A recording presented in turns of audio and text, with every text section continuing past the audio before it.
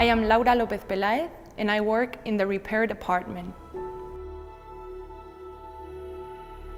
My favorite thing about ITP Aero is how easy it is to learn new things and how everyone acts like a big family where you feel comfortable.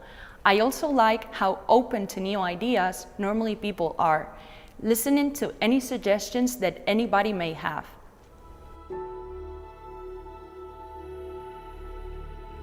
The thing I like the most from my job is how I can be in direct contact with the shop and the activities that are done in there.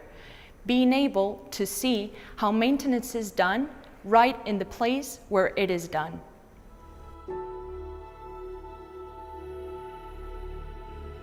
When I started in ITP, I was an intern from the Polytechnical University of Madrid, and I did my final degree project in collaboration with ITP.